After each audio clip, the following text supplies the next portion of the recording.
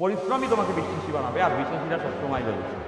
Samsung usually এই ধরনের কথাবার্তা বলে যে we have made the best phone in the world. যখন আইফোন ব্র্যান্ডিং করে তখন আইফোন এটা বলে we believe this is the best phone in the world. তুমি তোমার উপরে বিশ্বাস যদি করতে পারো না, সেক্ষেত্রে তুমি সফল হবাই। তুমি পরিশ্রম করলা না, তারপরে কি তুমি বিশ্বাস করতে পারো যে তুমি পরীক্ষা ভালো করবা? আর যখন আসলে ব্র্যান্ডিং হয় বা মার্কেটিং হয় তখন একটা কথা বলা হয়, কি বলা হয়? স্যামসাং ইউজুয়ালি এই ধরনের কথাবার্তা বলে যে we have made the best phone in the world. Samsung এটা বলে যে আমরা দুনিয়ার সব থেকে ভালো ফোন বানাইছি, দিস ইজ স্যামসাং। যখন আইফোন ব্র্যান্ডিং করে তখন আইফোন এটা বলে we believe this is the best phone in the world.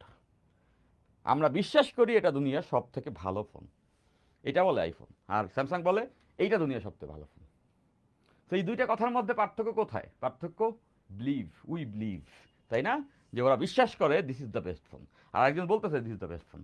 তো আমি এইভাবেই বলতে চাই, আমার এই আর্কাইভ ক্লাসগুলো বা আমাদের এই course, we believe this is the best course, okay, fine. তো এই বিশ্বাসটা কেন আমি করতে পারবো? দেখো, একটা জিনিস তুমি চাইলেই বিশ্বাস করতে পারো না। তুমি পরিশ্রম করলা না, তারপরে কি তুমি বিশ্বাস করতে পারো যে তুমি পরীক্ষা ভালো করবা? লেটসে কালকে সকালবেলা একটা পরীক্ষা, তোমরা দুই বন্ধু আজকে রাতে প্রিপারেশন নিচ্ছ। এক বন্ধু সারা রাত পাবজি খেললা, আর এক বন্ধু মনে করো সারা রাত ওই চ্যাপ্টারের অঙ্কগুলো দেখলা, ঘাটলা, করলা, যতটুকু পারো করতে থাকলা, সকালে ফজরের নামাজ পড়লা এবং পরীক্ষার জন্য আরও পড়তে থাকলা। আর এক বন্ধু সারা রাত জায়গা বন্ধুদের সঙ্গে ফোনে কথাবার্তা বললো, এরপর হচ্ছে গিয়ে পাবজি টাবজি খেললো, বই টই নিয়ে পারবো খুল। যাই হোক, সকালবেলা যখন পরীক্ষা শুরু হবে, দুইজনের সামনেই আনসার স্ক্রিপ্ট আসছে। যে বন্ধু পাবজি খেলছে সারা রাত, ও কি সকালবেলা আসলেই পরীক্ষার শীট হাতে পেয়ে বিশ্বাস করে নিজের কাছে, মানে বাইরের দুনিয়ার কথা বাদ দাও, নিজের কাছে নিজেই কি কোশ্চেন করে, আচ্ছা আমি কি এটাতে ফার্স্ট হতে পারবো? সে অবশ্যই ডাউট করবে নিজের উপরে। সারা রাত গেম টেম খেলে বেড়াইছি, তো কেমনি ফার্স্ট হবো? ফার্স্ট তো দূরে, পাস করি কিনা আল্লাহ জানে। যাই হোক, এটা।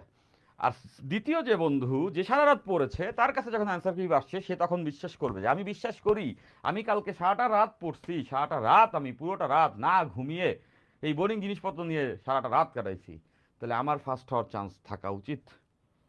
তো এই যে এইখানে সে বিশ্বাসটা করতে পারতেছে, দেয়ার ইজ দ্য ডিফারেন্স।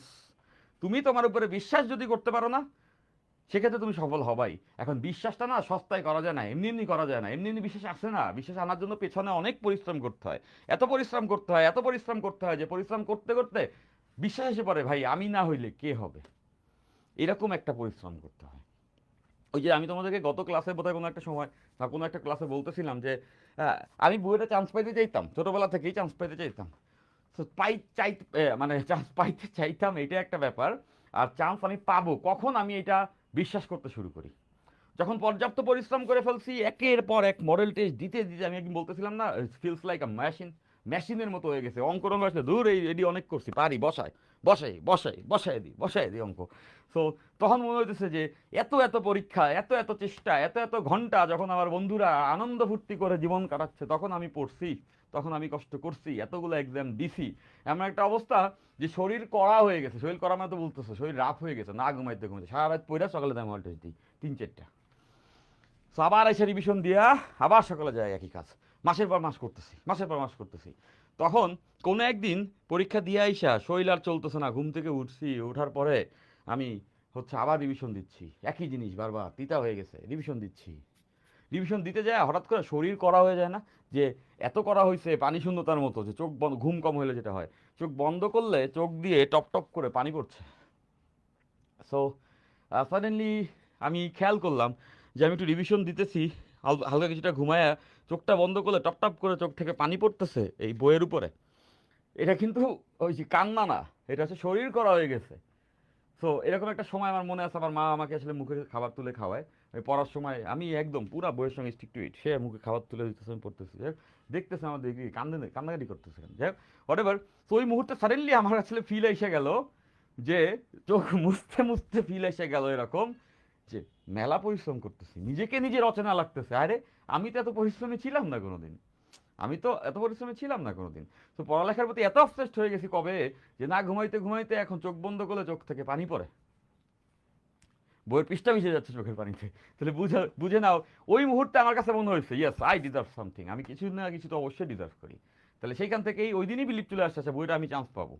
এত পরিশ্রম কয়জনে করতেছে, তাই না? তো ওই লেভেল অফ ডেডিকেশন লাগবে ভাই। আজকের দিনগুলো সোজা, আমি তোমাদের ক্লাসগুলো অনেক সহজ করে দিই, অনেক মজার বানায় দিই, অনেক কথা গল্প টল্প বলে টলে আমি তোমাদের এই জিনিসপত্রগুলো বুঝাই দিই। বাট এত ভালোবেসে সব দিন কি পড়ানো যাবে? যাবে না। এরকম দিন আসবে আমাদের সিলেবাসের পেছনে চলে আসছে, দুবদাম আমি পড়াইতেছি, তুমিও পড়াইতেছি, একটু তিতা করলার মতো সব টপিক, তাও তুমি লেগে আছো স্টিক টু দ্যাট, না আমি এটার সঙ্গে লেগেই থাকবো, আমি এটা পড়েই দেখবো, শেষ করে তারপরে আলোচনা অন্য কিছু হবে।